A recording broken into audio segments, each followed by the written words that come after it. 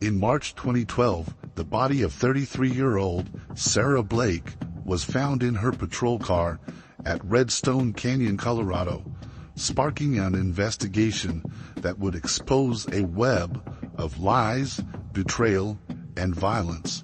What began as a secret affair between Highway Patrol officers Sarah Blake and Jason Hart unraveled into a chilling tale of obsession and murder.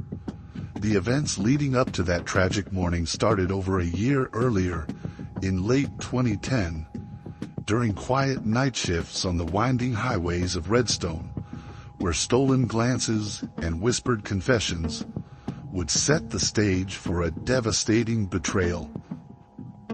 It was a cold, quiet morning on March 6, 2012, when Tom Grayson, a retired school teacher, decided to take his usual hike through Redstone Canyon. The canyon was known for its breathtaking views and serene atmosphere, a sanctuary for those seeking solace away from the hustle and noise of the small town below.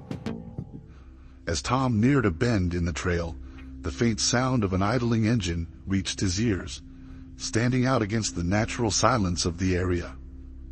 It was unusual, especially this deep into the canyon where cars rarely ventured. Curiosity drove Tom closer.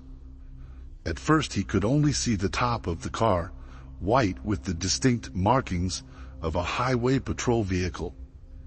It was parked at an odd angle near the edge of a ridge, its front wheels slightly tilted, as though it had been abandoned in haste.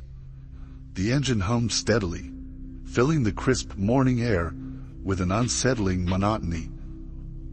As Tom approached, the tension in his chest grew.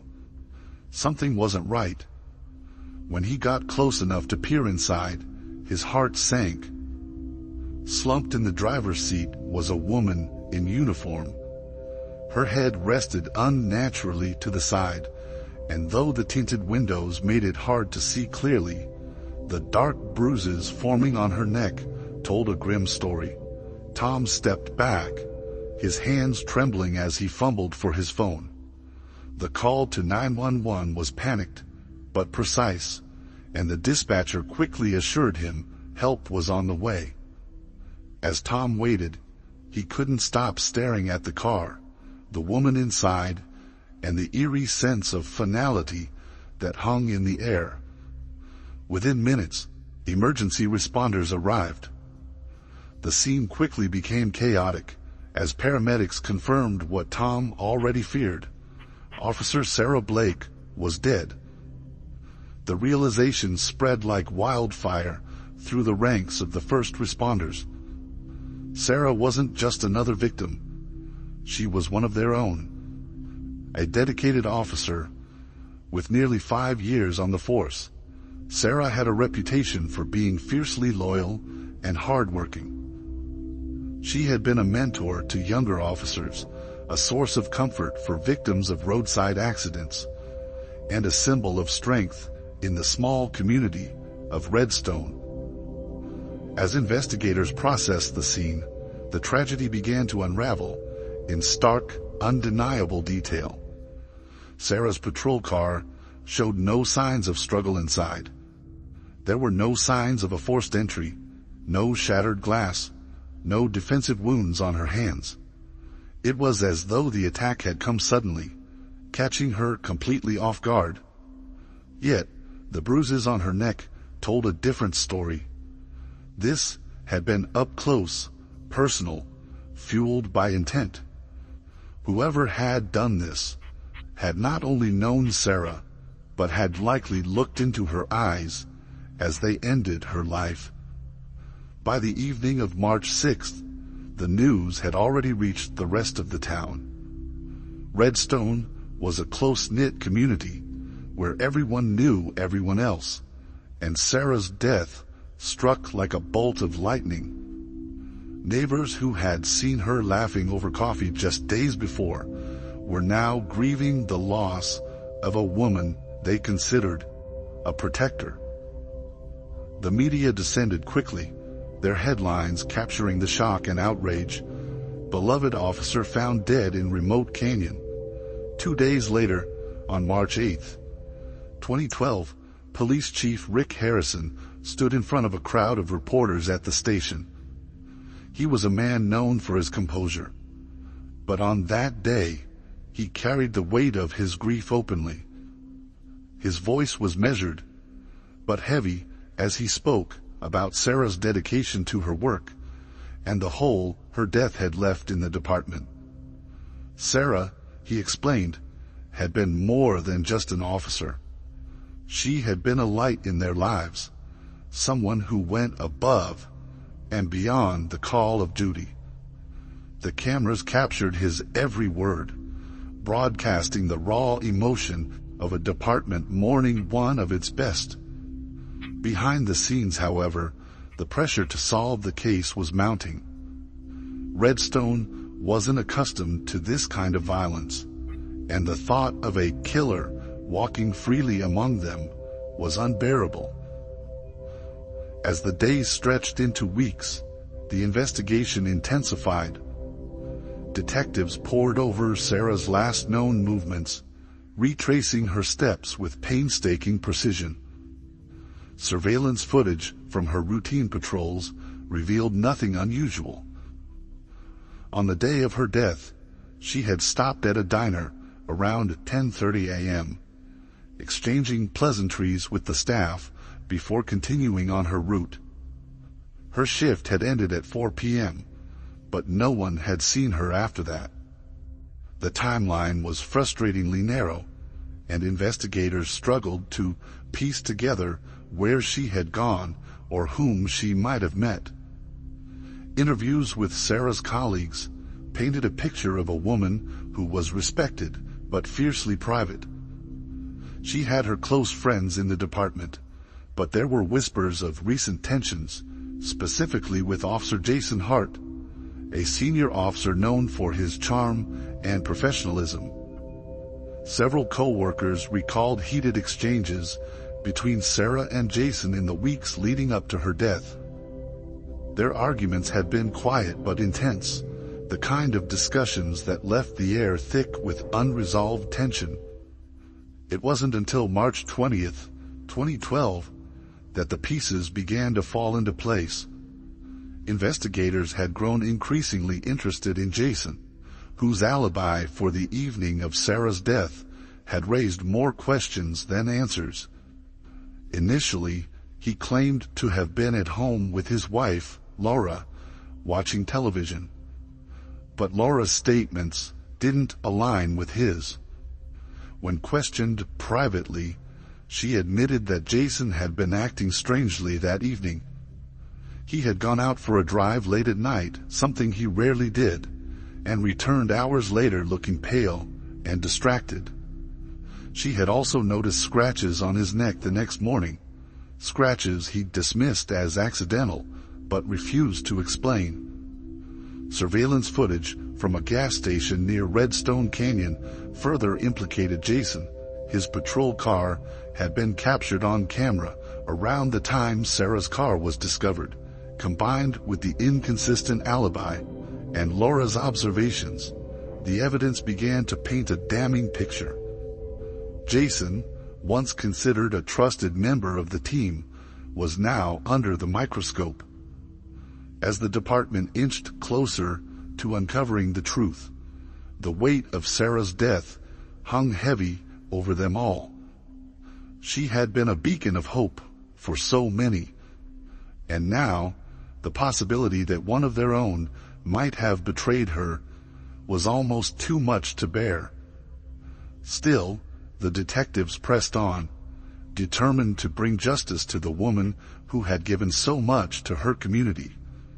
March 20th, 2012, marked the beginning of a new chapter in the investigation, one that would take them deeper into the darkness of betrayal and deception. Sarah Blake's life had never been easy, but she had always been a fighter. At 33 years old, she carried the weight of her past like a quiet scar, a reminder of the abusive marriage she had escaped. For years, she endured, putting on a brave face for her two young daughters, who were her entire world. When she finally left her husband and moved to Redstone, joining the highway patrol had felt like a fresh start. The job gave her purpose and a sense of identity beyond being a mother. Her colleagues admired her for her compassion and dedication, though her fiery determination sometimes rubbed people the wrong way. Sarah was not one to back down, and her strong will often put her at odds with authority. It was during one of her long night shifts, about a year into the job, that Sarah first got to know Jason Hart. He was 38 years old, married, with 3 children, and he carried himself with a confidence that immediately drew people in. Jason had a charisma that made him stand out among his peers. He was a model officer with a spotless record, someone others looked up to. But behind the charm was a man who craved validation, someone who thrived on being admired and needed. Sarah saw that vulnerability in him, even though it wasn't something he openly showed. Their relationship began innocently. Late-night patrols often paired them together, and they quickly fell into an easy rhythm. They talked about their lives, her struggles as a single mom, his challenges juggling family and work. At first it was comforting for Sarah to have someone to confide in, someone who seemed to understand her. For Jason, it was an escape from the pressures of his home life. His marriage to Laura had grown distant, weighed down by years of unspoken resentment and the relentless demands of raising 3 children. As weeks turned into months, their bond deepened. Those long nights turned into stolen moments, quiet conversations that lingered too long, hands that brushed just a little too often. Before either of them fully acknowledged it, they had crossed a line. What began as an emotional connection quickly turned physical, and soon they were meeting outside of work, always in secret. Redstone Canyon became their refuge, a place where they could be together without fear of being seen. The remote, rugged landscape offered them the privacy they craved, but it also added a layer of risk that seemed to heighten their passion. For Sarah, the relationship filled a void she had carried for years. After leaving her abusive marriage, she had sworn off love, focusing solely on her daughters and her career. But Jason made her feel alive again, made her believe that she could have more. Yet, even in those stolen moments of intimacy, there was always a nagging doubt, a sense that their connection was fragile, built on a foundation that could crumble at any moment. For Jason, the affair was a dangerous balancing act. He was a husband, a father, a respected officer, and now a man living a double life. At first he justified it to himself. His marriage, he thought, was already broken, and Sarah offered him something his wife couldn't: admiration, excitement, a sense of being wanted. But as the months went on, the weight of his lies began to take its toll. He became more distant at home, often snapping at Laura or avoiding her questions about his late-night shifts. His guilt manifested in subtle ways: nights of restless pacing and overcompensation at work to maintain his image. By early 2012, the cracks in their relationship began to show. Sarah had grown tired of the secrecy, tired of being a shadow in Jason's life. She wanted more, a commitment, a future. But every time she brought it up, Jason deflected, making promises he never intended to keep. Their arguments became more frequent, their once passionate connection now tainted by mistrust and frustration. Sarah, who had fought so hard to rebuild her life, began to realize that Jason was dragging her into chaos. On the evening of March 5, 2012, everything came to a head. Sarah had spent the day thinking, replaying their arguments in her mind, and by the time her shift ended, she was ready to confront him. At the station, she waited until Jason was alone, then cornered him. Their conversation started quietly, but quickly escalated. Sarah's voice trembled with anger as she laid out her demands. She was done hiding, done being his secret. If he didn't leave his wife and commit to her, she would expose their affair. Jason felt the walls closing in. He had spent months convincing himself he could juggle everything, but Sarah's ultimatum shattered that illusion. The thought of his wife finding out, of his colleagues seeing him not as a model officer, but as a liar and a cheat, terrified him. Desperation took hold, and he did the only thing he could think of. He asked Sarah to meet him later, away from the station, so they could talk privately. Sarah agreed, though her trust in him was wearing thin. That night, as the town slept, they met at Redstone Canyon. The spot had once been their sanctuary, but now it felt heavy with tension. The argument that began at the station reignited, each of them throwing accusations and grievances like weapons. Sarah, emboldened by her frustration, pushed harder, reminding Jason of all the times he had let her down.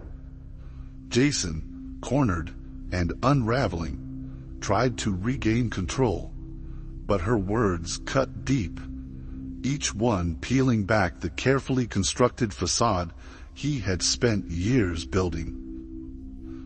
At some point, the argument shifted. Sarah turned to leave, her body language making it clear that she was done. And in that moment, something inside Jason snapped. Fear, anger, and desperation collided in a blinding surge of emotion. He reached for her, his hands trembling, and in an instant, his actions became irreversible. The struggle was brief, but brutal.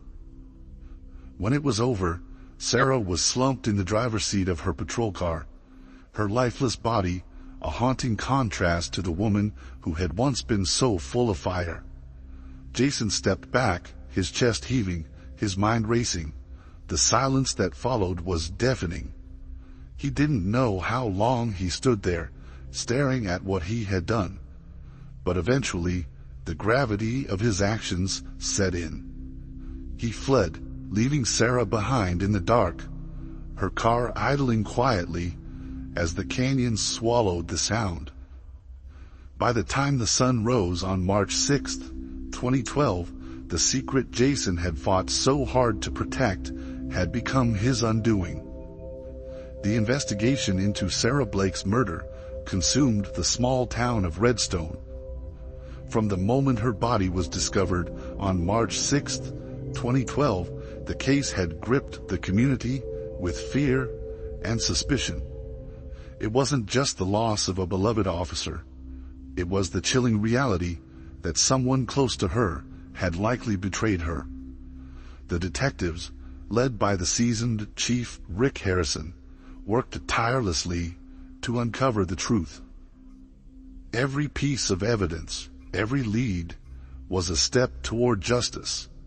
But each discovery also brought new layers of complexity to the case. Forensic analysts began their work on Sarah's patrol car immediately.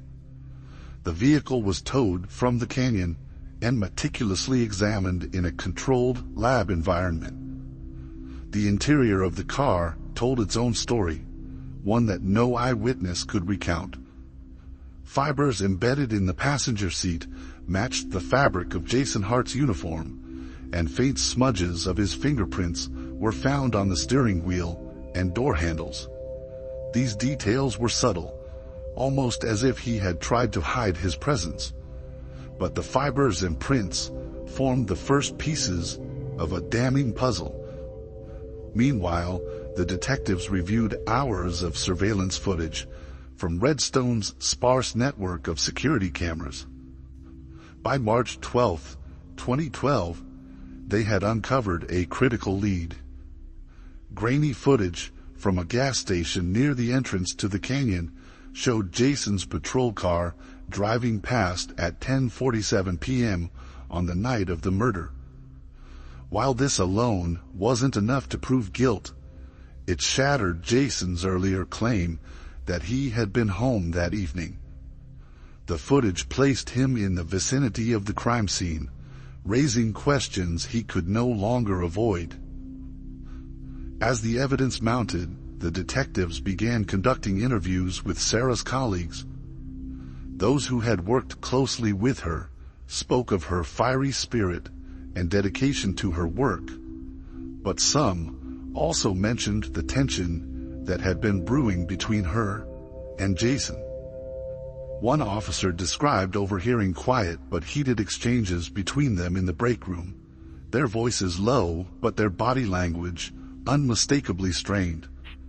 Another recalled how Sarah had seemed distracted in the weeks leading up to her death, as though she were carrying a burden she couldn't share.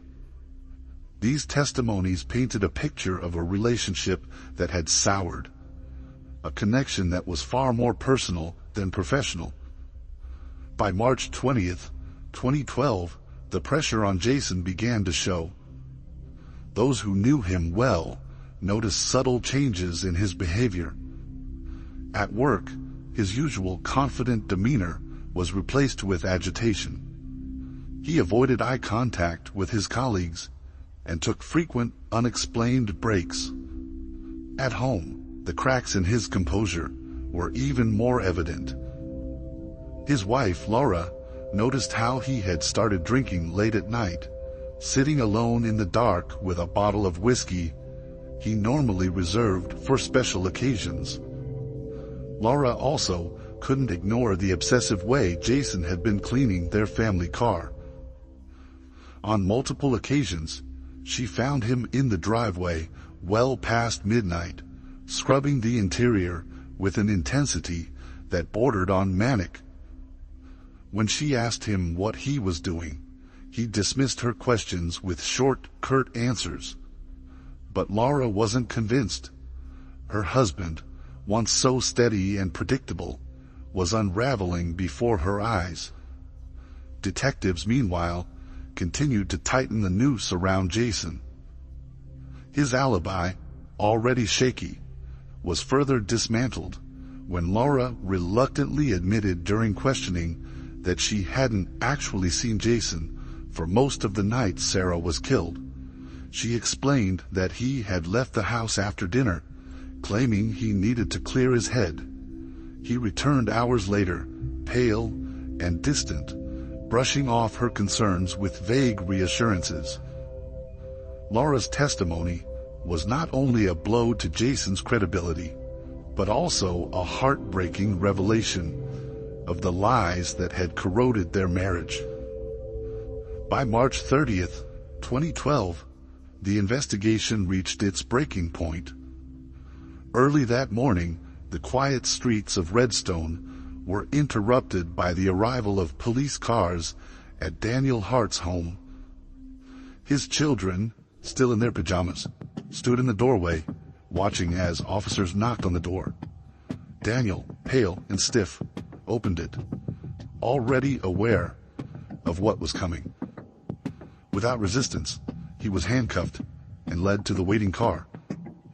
Behind him, his wife Laura stood frozen, her face betraying a mixture of disbelief and betrayal. Her children clung to her legs, their confusion amplifying the weight of the moment. The arrest sent shock waves through the community. Daniel Hart, once admired as a dependable officer and devoted father, was now the prime suspect in a murder that had shaken the entire town. Headlines across the state labeled him a cold-blooded killer, his once pristine reputation reduced to scandal. Pictures of Daniel in handcuffs were splashed across newspapers, forever tarnishing the image he had worked so hard to maintain. Months later, the trial became one of Redstone's most closely followed events. Prosecutors painted Daniel as a man consumed by lies and desperation, a double life that had led him to commit murder. Every piece of evidence, the fingerprints, fibers, and surveillance footage, pointed directly to him. Sarah's family and colleagues testified, sharing how her dedication and strength had impacted their lives, and how her absence had left a void in the community. The defense argued that Sarah's death was not premeditated, but a tragic accident during an emotional confrontation. They attempted to shift blame by portraying Sarah as volatile, hoping to create doubt. But the evidence was overwhelming, and the jury was unconvinced.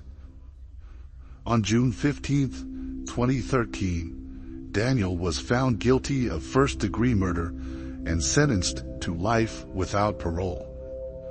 For Laura, the sentencing brought mixed emotions, relief for justice served, but anguish for the destruction of her family. Over the following weeks, she filed for divorce, knowing she could not raise her children under the shadow of Daniel's actions. Her oldest child, just 13, struggled to reconcile his father's crime with the man he thought he knew, while the younger two grappled with the absence and whispered gossip that followed them everywhere. Laura eventually moved them to a neighboring town, seeking a fresh start.